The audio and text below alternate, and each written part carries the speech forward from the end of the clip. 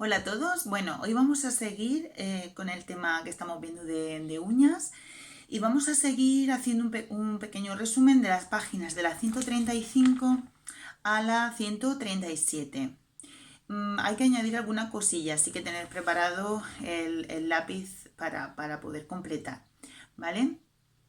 Bueno, en la página 135, aquí arriba en el punto nos habla de cosméticos para la preparación y decoración de las uñas, ¿vale? Entonces, en el punto 2.1 tenemos los endurecedores. ¿Qué es lo que va a hacer un cosmético endurecedor? Pues proporcionarle dureza a la uña, ¿vale? Sobre todo es para prevenir la rotura frente a golpes y tal. Entonces, normalmente cuando se utiliza este producto, pues antes de maquillar las uñas. Es verdad que hay personas que no les gusta maquillarse las uñas, pero tienen las uñas frágiles y entonces utilizan los endurecedores. Se puede utilizar solo perfectamente. ¿Qué ingredientes suelen incluir los endurecedores? Pues como podéis ver aquí en el segundo párrafo, se incluyen minerales. Estos minerales, los habituales son calcio, zinc y aluminio, pero estos, como dice a continuación, se incorporan como sales metálicas, ¿vale? Calcio, zinc y aluminio como sales. Los ejemplos que aparecen, pues el sulfato de aluminio, por ejemplo, o el acetato de zinc. Y como hemos dicho, nutren y fortalecen a una uña que sea frágil. ¿Qué ingredientes además va a llevar estos compuestos? Pues va a llevar sustancias como son los aceites, esto viene en el siguiente párrafo, como de germen de trigo o de ricino, que lo que hace es proporcionar una regeneración a la uña, evitar el astillado, que se descame. Y luego también otras sustancias que puede llevar son proteínas como la queratina, vitaminas, que van a ser como las que dijimos en la página 133, es decir, vitamina A o vitamina E, y también sustancias que son protectores, filtros ultravioleta, ¿vale? Protectores solares y tal. Entonces, ¿qué va a hacer este tipo, por lo tanto, de cosméticos? Pues nos va a proteger frente a las agresiones exteriores, es decir, del frío, del uso de detergentes, de decolorantes, del sol, etcétera. Además, otro ingrediente que suele llevar los endurecedores es el formaldehído, ¿vale?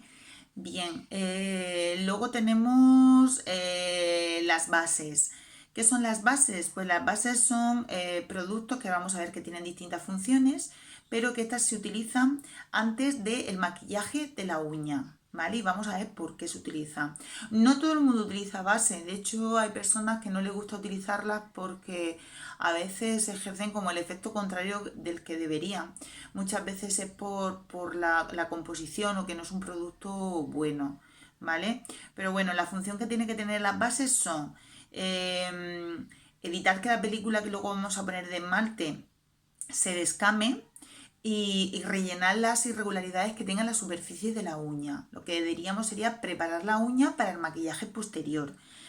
Lo que va a hacer es también crear una película sobre la uña que va a hacer que se adhiera más fácilmente ese esmalte que vamos a poner, pero es verdad que a veces ocurre el efecto contrario, que en vez de producir mayor adherencia, lo que hace es que el esmalte se fija sobre esa película y puede despegarla completamente de la uña, no se adhiere bien. Luego también otro efecto que tendría sería reforzar la película del esmalte, ¿vale? Y luego también lo que va a facilitar es el secado, ¿vale? Porque tiene mayor cantidad de resina y va a permitir que el esmalte se seque mejor. ¿Cómo son las bases? Pues las bases normalmente son transparentes y a veces tienen un ligero color, pero siempre transparente. Por ejemplo, normalmente pueden ser con un color rosadito, muy ligero. Eh, También hay que tener en cuenta, como dice aquí en el último párrafo, que las bases son mucho menos viscosas que luego los esmaltes de uña, ¿vale? Bien, eh, bueno, en el punto 2.3 pone barnices. Yo prefiero que en vez de la palabra barnices pongáis sustancias para maquillar las uñas o si dejáis la palabra barnices que añadáis barnices y lacas o esmaltes, ¿vale? Porque se utilizan todas las palabras, las tres unas por otras, pero no es exactamente lo mismo, ¿vale? Podéis poner barnices y lacas o esmaltes. ¿Por qué digo esto? Porque luego lo explica aquí en este primer párrafo. Normalmente cuando nosotros hablamos de un barniz, por ejemplo, si pensáis cuando se pinta una puerta, cuando hablamos de barniz, se refiere a esa sustancia que se pone al final que simplemente da brillo.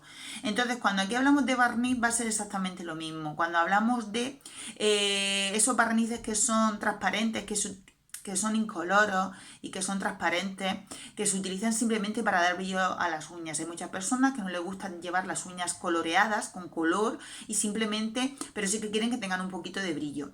Entonces utilizan los barnices. Los barnices son siempre transparentes, lo que pasa que pueden ser sin color o con algo de color, ¿vale? Pero siempre va a ser, cuando tú ves el botecito del barniz, es transparente. Sin embargo, cuando estamos hablando de lacas o esmaltes, cuando hablamos de laca o esmalte, cuando vemos el botecito es totalmente opaco. Nosotros no podemos ver a través de él, ¿vale? ¿Por qué? Porque tiene pigmentos, tiene colorantes en suspensión, ¿vale? Entonces, por eso digo que no es exactamente lo mismo, que se suelen utilizar las tres palabras más o menos igual, ¿vale? Pero nosotros lo vamos a distinguir. Entonces, eso tenerlo claro. Si pasamos la página, lo que nos va a explicar ahora en estas dos páginas es muy fácil. Primero van a ser qué requisitos, qué características debe tener un buen esmalte de uñas y luego por otra parte cuáles son los componentes básicos que tiene que tener.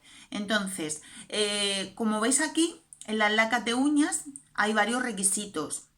Lo voy a leer rápidamente, vosotros le echáis más vistazo. Es que la aplicación sea fácil y cómoda, la película que sostenga sea brillante, que sea lisa, por supuesto no queremos que tenga grumitos, que sea inocuo para la piel y para las uñas, que no vaya a producir ningún problema de ninguna reacción alérgica o ninguna reacción adversa.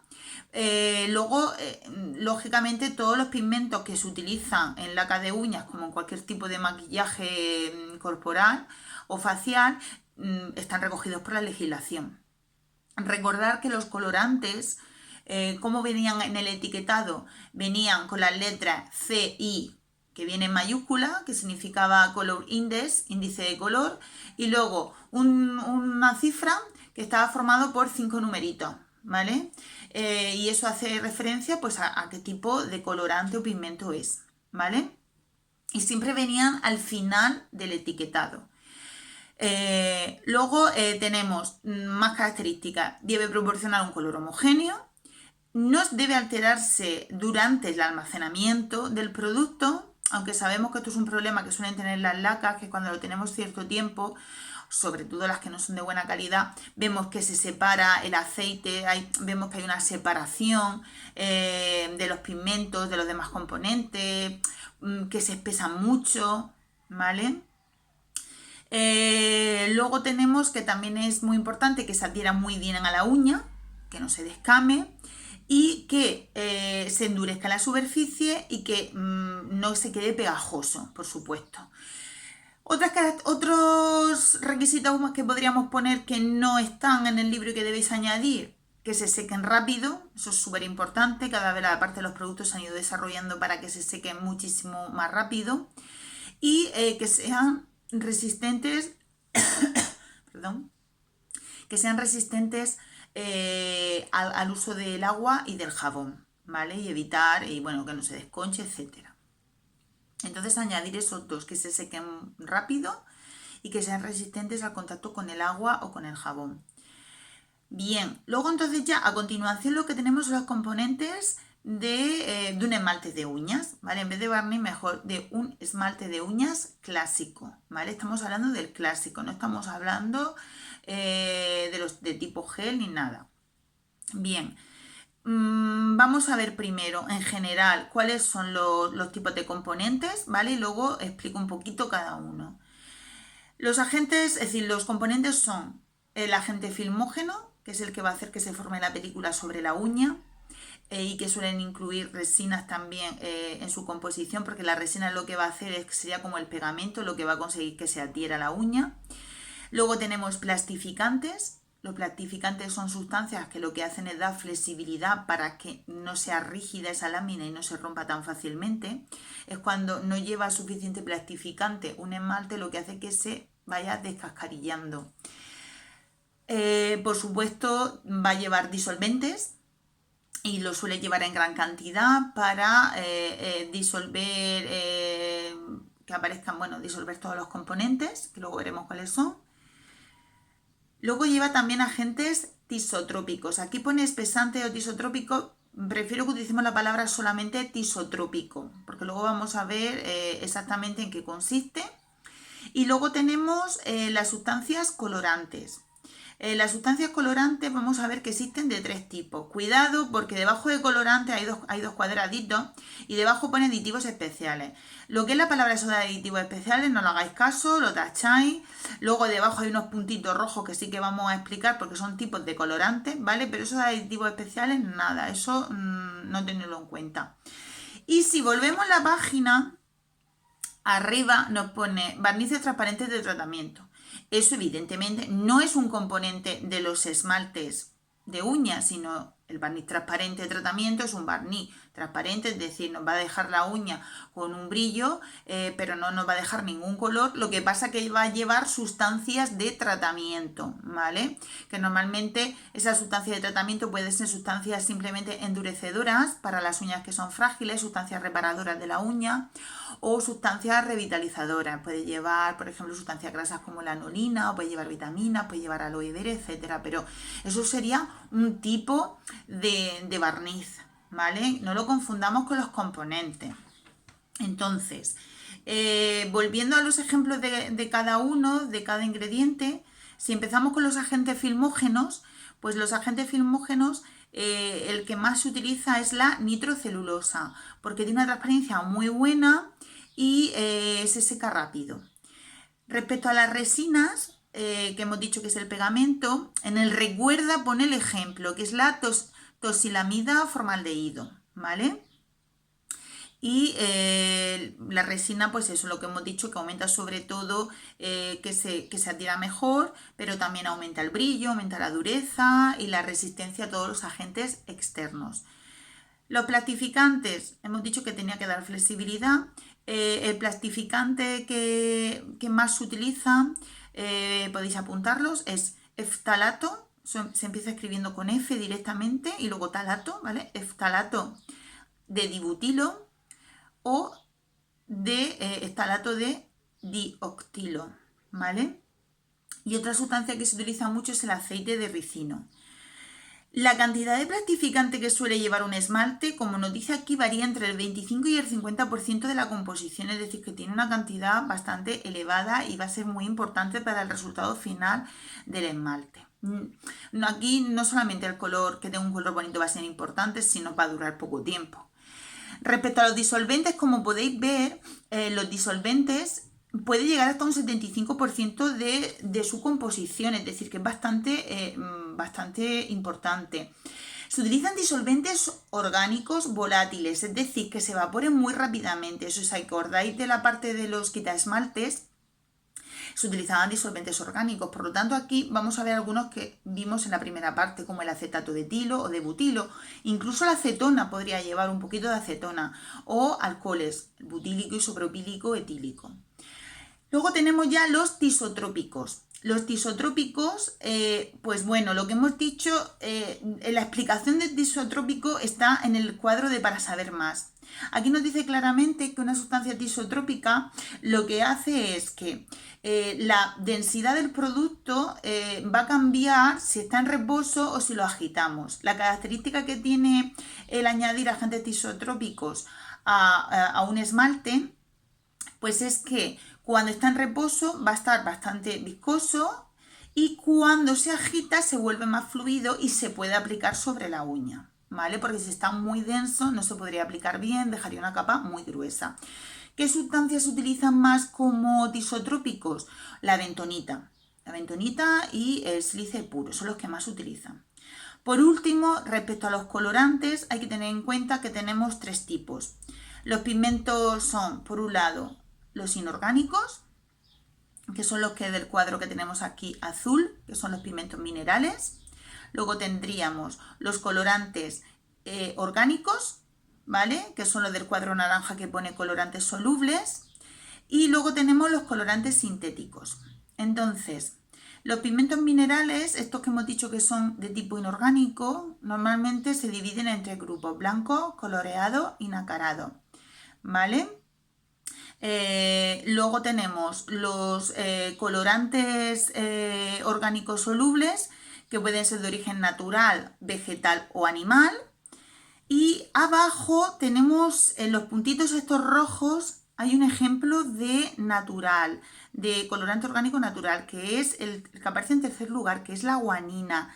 La guanina es una sustancia que se obtiene de las escamas de los peces y lo que proporciona es un efecto nacarado muy brillante, lo que pasa es que puede producir alergias. De los ejemplos de los sintéticos pueden ser de tipo soluble o insoluble, y abajo del todo tenemos, debajo de la guanina, perdón, hay un ejemplo, que son los agentes fluorescentes, que lo que hace da como un color fluorescente al esmalte. Y los ejemplos son la eritrosina, eosina y fluoreceína. ¿Vale? Esos serían sintéticos. Los dos primeros puntitos que aparecen en primer lugar serían ejemplos de los pigmentos de tipo inorgánico, de los minerales, ¿vale? Los pigmentos minerales, que he dicho que pueden ser blancos, coloreados o nacarados, los blancos, el ejemplo más importante es el dióxido de titanio. Y luego también tenemos otro que se utiliza muchísimo, que es el óxido de zinc. ¿Vale? Esto voy a intentar escribir un pequeñito resumen donde aparezca bien claro los tres tipos, ¿vale?